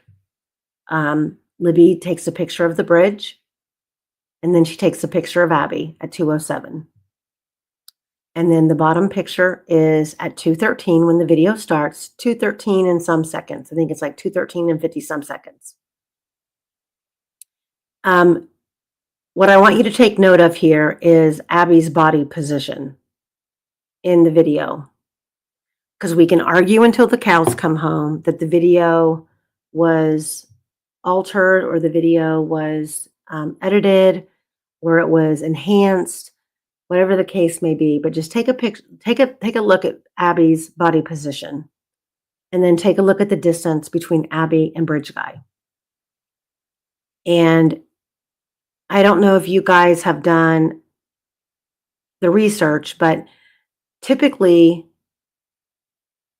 all of the people who have videos out that have been at the bridge and have crossed the bridge and videotaped it have been able to do so between 6 and 8 minutes at a fast pace, which I find scary, but doable.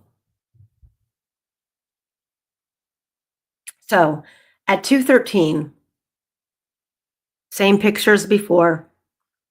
Here's the distance with the yellow line in picture 1 up here on the left-hand corner. Then we drop down to the picture below. We see Abby's right leg pulling forward. She's taking the next step. So these two photographs align. What doesn't align is, do you see these little red markers here in this picture that I put?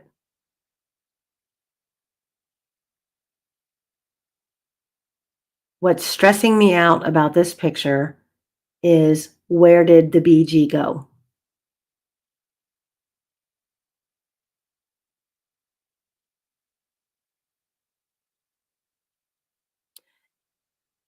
up here in the top right-hand corner, we have Abby finishing that full step. I'm sorry, I said right leg. It's not the right leg, it's the left leg. Sorry. So her left leg in the first picture is behind her. The picture down here on the left bottom is that same left leg her knee being drawn up to take the next step. Over here on the right, she's taking that step. We still don't quite see BG behind her, but yet you see a footing right underneath Abby's hip there. However, this is where we introduce the images in the backdrop. Who is approaching from the north end?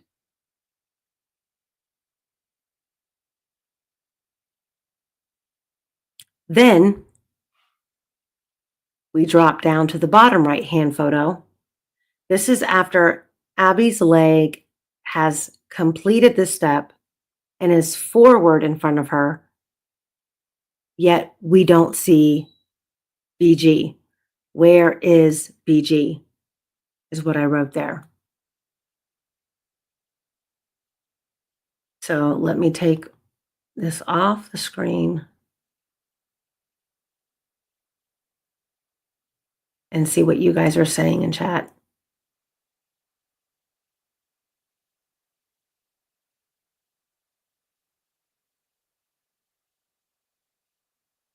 Okay, so you guys all agree,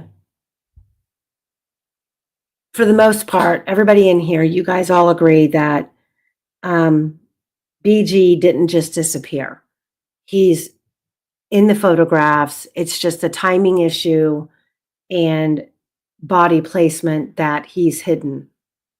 Type yes, type 1 for yes, type 2 for no.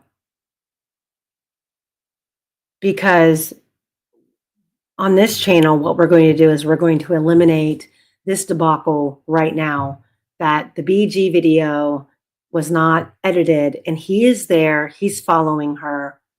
And if somebody can cross the bridge within 6 to 8 minutes, we are left with the 2:07 photo of Abby, and then the video starting at 2:13, which is a little bit more than 6.5 minutes later. Might even be closer to 7 if you count in the seconds. And BG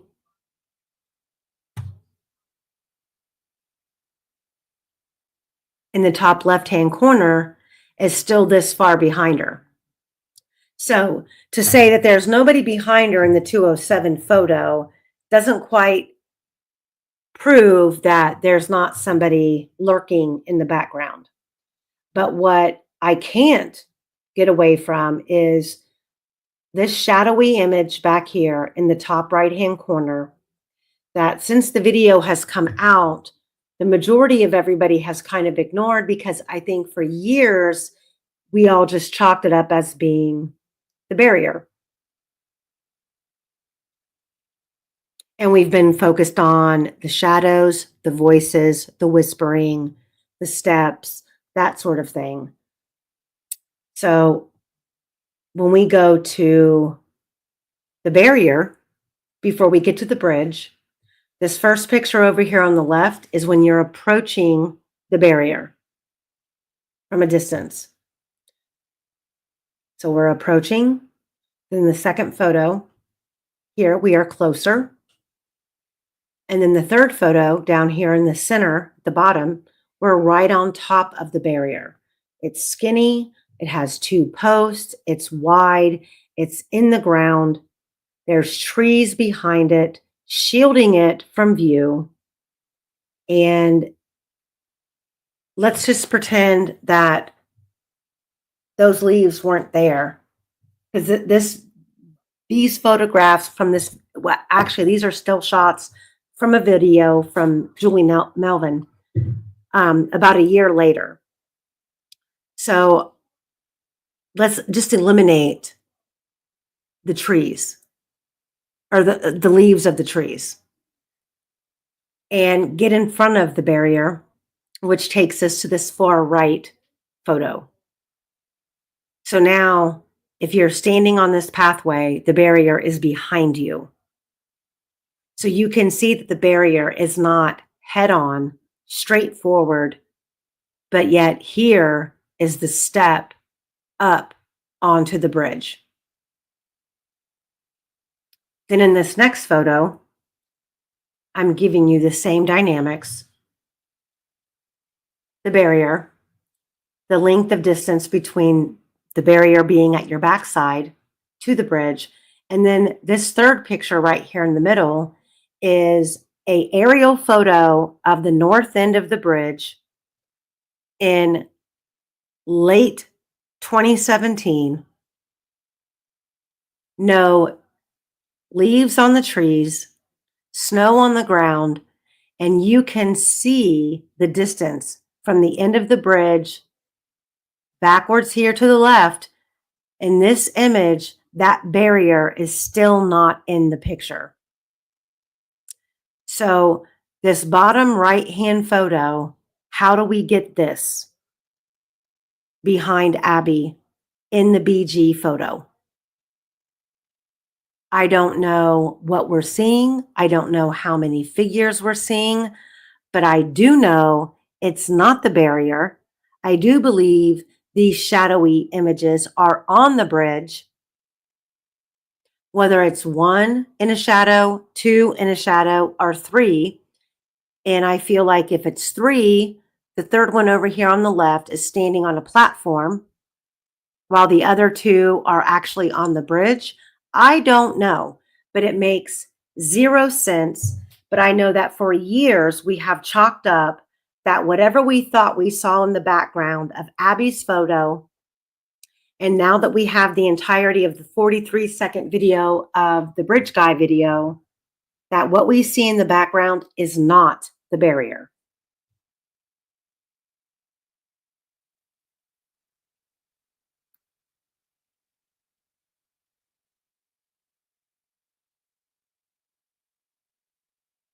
So I'm going to the chat.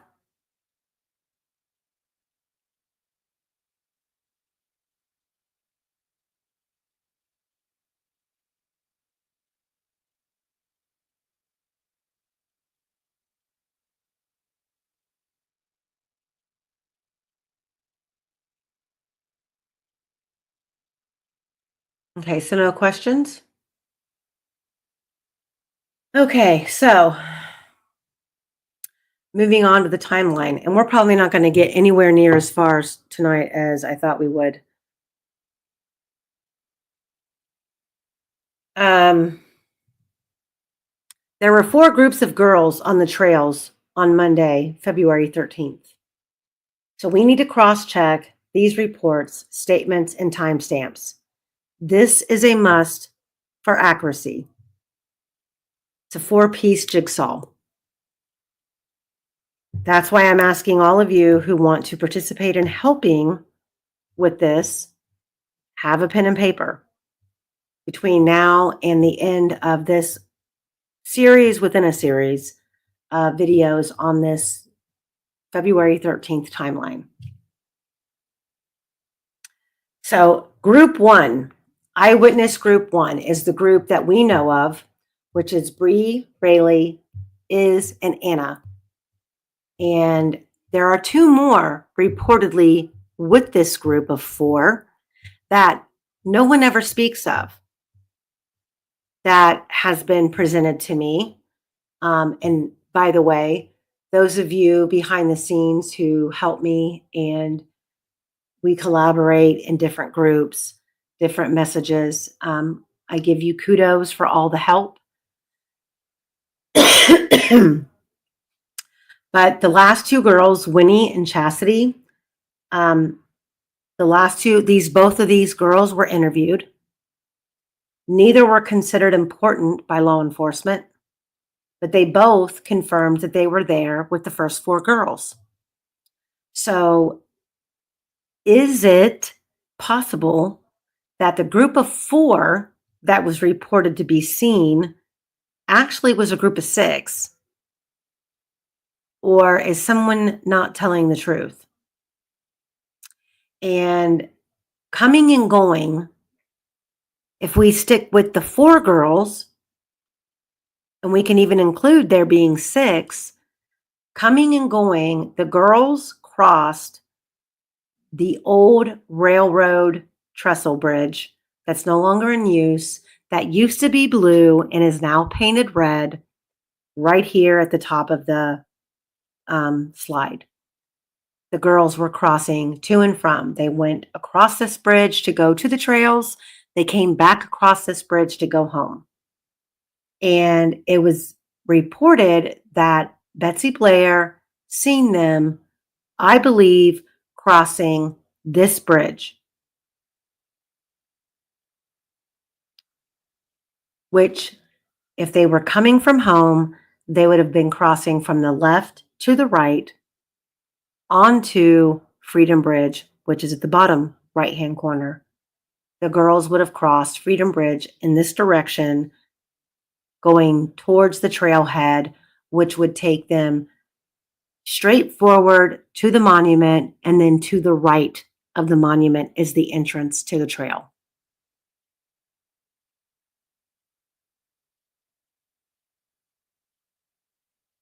And if we believe this group of 4 or 6 or whatever, they arrived at the Monon Highbridge at 12:43 p.m. And based on their timeline, it took them 28 minutes to get there from the time of their arrival to the time that they got to the Monon Highbridge, which first and foremost, 28 minutes to get from the trailhead at the very beginning after you cross Freedom Bridge to the Monon Highbridge is almost double the length of time required. So that's their timeline based on teenagers thinking they know where they were and when, even though they had no accountability for it taking them double the amount of time. And no one's saying they were doing anything wrong. They're just trying to guesstimate when they were here and then when they were there. So, homework assignment, people. Group 1 girls' arrival time needs nailed. I need help pinning that down because I currently have 2 times that were reported. And neither one can I prove or disprove. And the first time is 11:20 a.m. and the second time is 12:15 p.m. These 4 girls took more time on the trails to get to point A, which is the trailhead, getting to the actual trailhead from when they said they left, to point B, which was the Monon Highbridge, to point C, where they come back from the Monon Highbridge, and then they go down the 50, I believe it's the 502, down to the water's edge, to the right-hand side of the bridge, in front of that bench, right there at the Mears trailhead. And then point D, getting back by 1:26 for the bench photo. Then going forward, we have a timeline discrepancy where it seems there's confusion on who left when and who left with who. And it really all boils down to Bree Wilbur.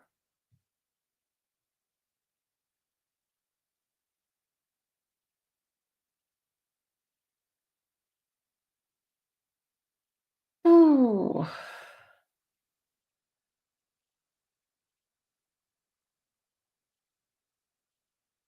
Yeah.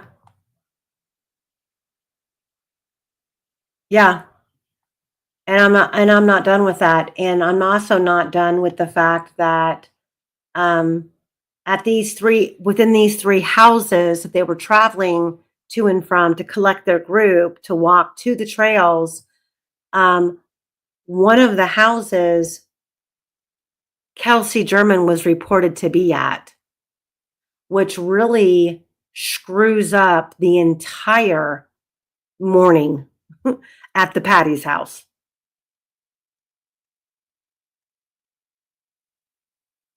The Jeff H., the exact time of their arrival matters because there are 4 groups of girls reported on the trail that day. And so in the first group, there's reportedly 4, possibly 6. But out of the 4 that have been absolutely verified on the trails, only 3 of them testified. And that's only group 1. There's 3 other groups of girls that were there at different times. And one group was there earlier than this group.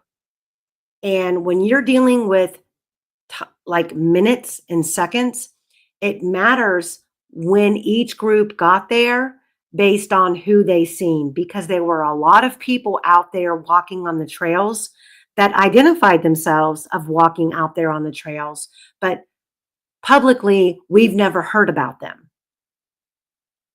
And it matters when a man's life is at stake.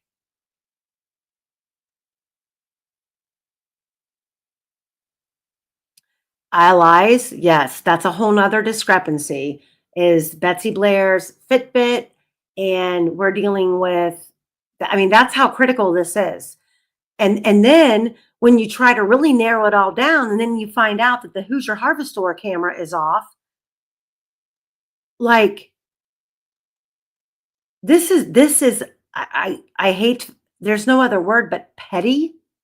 But you have to be petty in all of this if you want to narrow it down to, I mean, I want to do a complete trail map and pinpoint where everybody was with their exact times, or within at least a 10-minute window, to see where there's gaps.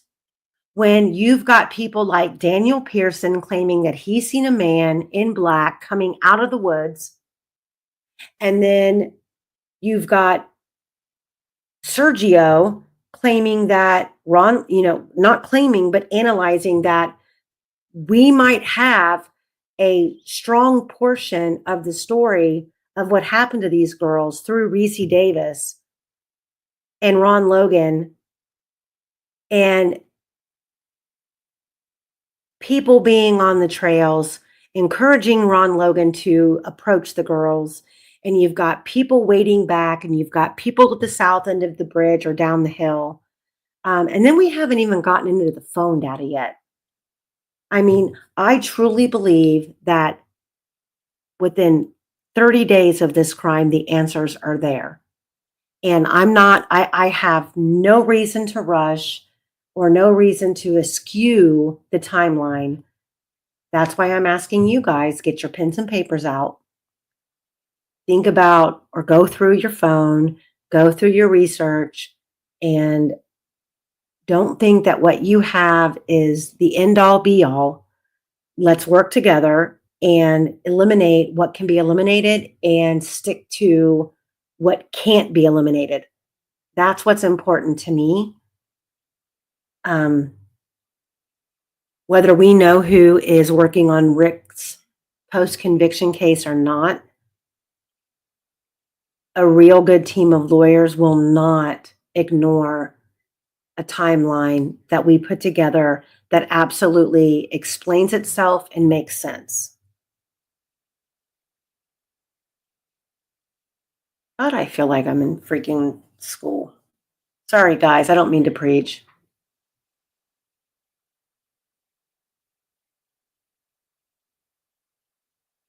Jeff, first of all, the timeline of the girls who saw BG has already been determined. That's not true.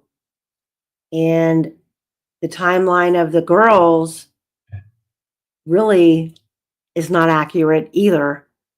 And what girls in that group are not accurate. And that's why we're doing all of this. And it's stressful because we shouldn't have to do this. Like, and Jeff, I'm not downplaying I'm not downplaying your information at all. I guess since you're here and you're in the chat and you're willing to communicate publicly, what I'm going to ask you to do is have an open mind, because I'm willing to have an open mind. And that was what my very first slide said. Are we all willing to get to these answers regardless of the end game? Hey, Hella, what's up?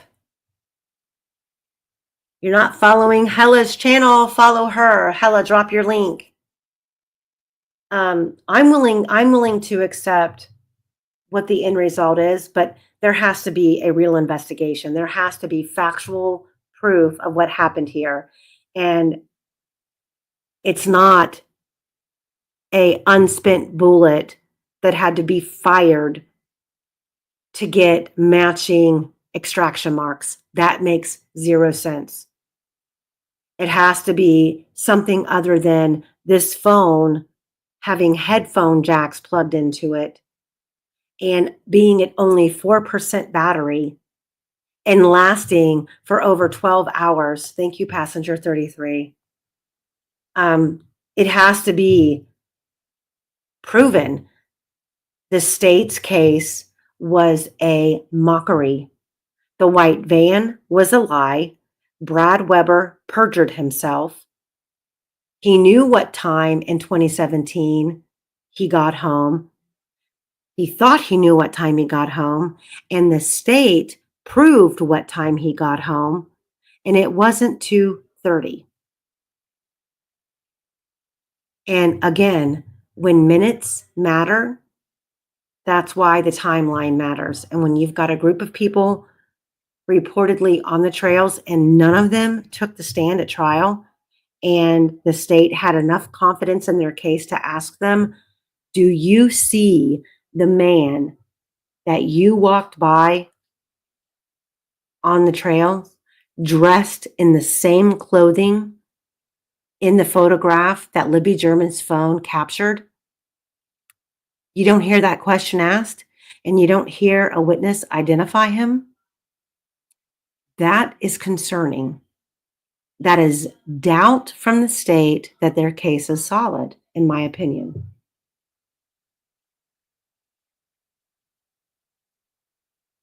So, Jeff, please stick around, hang out, be the voice of dissension, be the voice of, contradiction. And either you can help change our mind, or we can help change your mind, or we can all come to an agreement that this case makes absolutely no sense.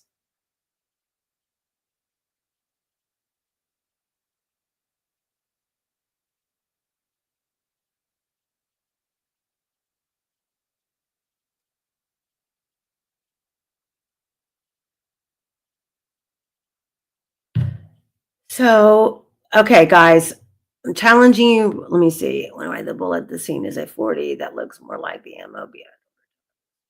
Well, you know what? I have an interesting person who's been emailing me information about because her family is involved in guns and I don't want to say marksmanship, but she's provided me with a very interesting take on the bullet found in the little hope chest and the actual bullet found at the scene. And then, I have a bunch of stuff. Unfortunately, I have to go to work. I have to go to work and then hide in corners at work too. Oh, you're welcome, Hella. I have to go to work and then try to answer posts and stuff from you guys in the chat while I'm at work all day. But I'm trying. I'm getting there, and I would rather do the research first before I present it and make sure that it's accurate. And everybody who sends me stuff, all the emails that I have, I appreciate it. There's so much about this case that's really fascinating, and there's so much about this case that is gut-wrenching in what law enforcement's been able to get away with. And I'm just going to say one more time, if there is a juror out there listening who has been paying attention since the trial and has realized that you were duped, information was hidden from you, facts were hidden from you, you were given a false narrative, please come forward. I will keep your identity secret. I will interview you privately and not even put you on, or if you want to come on behind a closed image so no one can know who you are, that's fine. We just need to hear your take on the trial and what you've learned since the trial, and if it's changed your opinion or not. That is really important to all of us because we're kind of at a loss of what you guys thought you saw versus, and I think that we were really at a disadvantage because we knew going into the trial, we knew probably a lot more than most of you jurors. Yes, I do, Hella. I do want to come on and look at those video frames. Yes. You just tell me when. It would have to be after 6 p.m. tomorrow or Wednesday. But yes, I do. I would love to do that.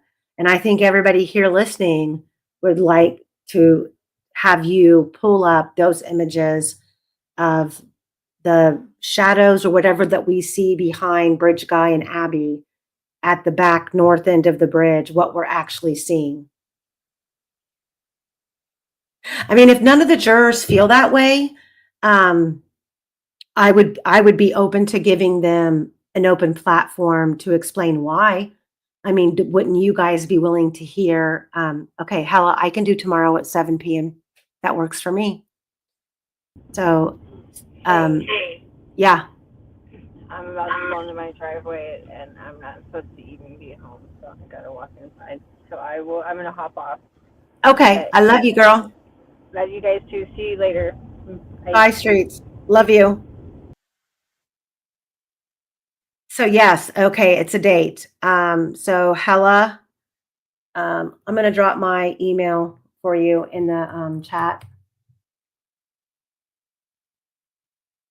And you can email me the link and I can post it on my community.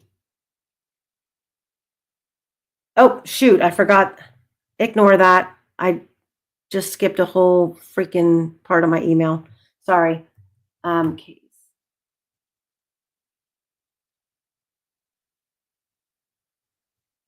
So yeah, tomorrow at 7, we can do that.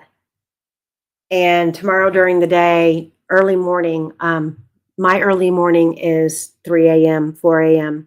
So I will, if you email me tonight, so I have your email, I can email you the images and then I can tell you how to extract it, like where I extracted it from in the video. And you can play with it all day until I get off work. I get off at 3, maybe a little earlier, it just depends. But yes, it's a date. So guys, everybody in chat tomorrow on Hella's channel will be there and she's going to dissect these images. So we can know if what I'm seeing is bogus or not. But I'm not going to go any further. Like, just look at the screen real quick. I have so much more done on this. But I'm not willing to go into it because what I've already done on this presentation could change based on information that I get from you all in chat. Okay, Chris, I will. I need you to come back on. I have some things I need to discuss with you. So I don't want to get ahead of myself on this timeline because I just feel like we are at the point of now or never of getting it right. And maybe I'm just a little bit too OCD, a little bit too anal, but it doesn't hurt anything.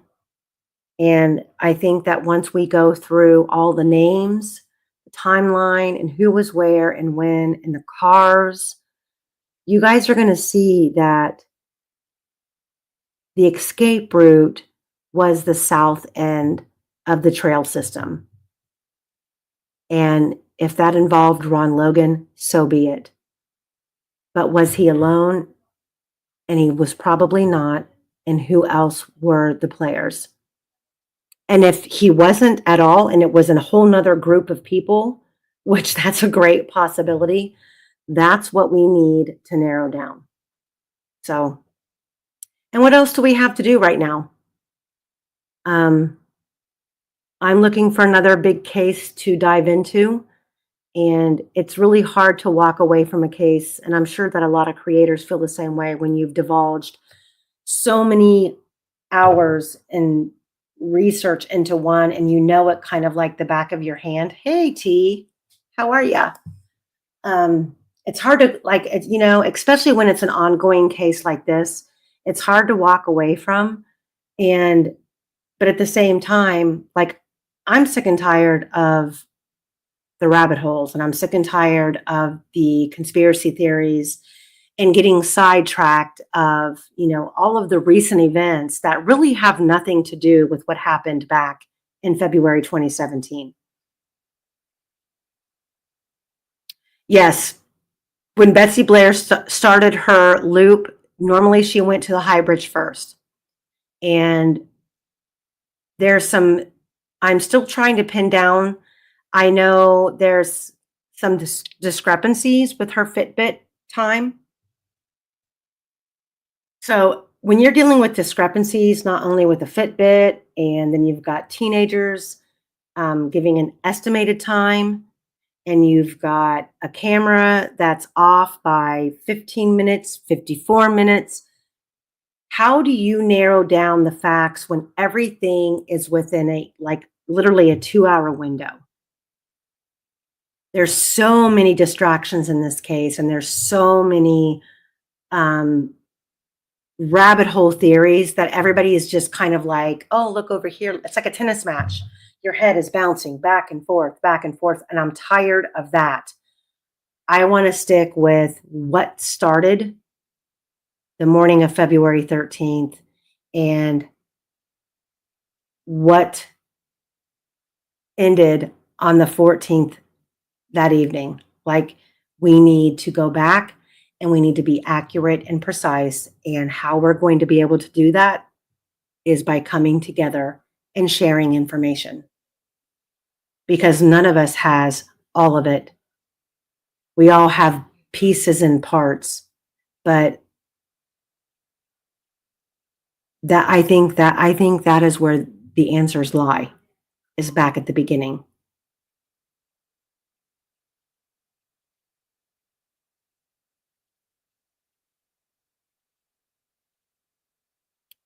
So, all right, y'all. You're welcome, Jackson. I'm going to hop off. We've been on here, and I have to work in the morning. Today is my Monday. It is actually Monday, but today's my Monday. Today's like most of your Sundays for me. So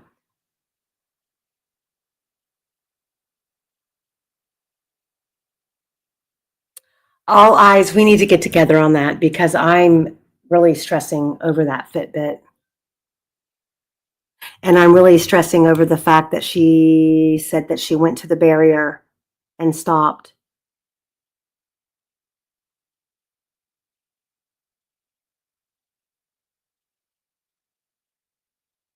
Thanks, all of you mods. Thanks, all of you here in the chat. Be safe tomorrow going to work. Make sure that you check out the community page tomorrow on my channel and on Hella's channel. I believe she dropped the link in here. 7 p.m. tomorrow night on Hella's channel. I'll be there.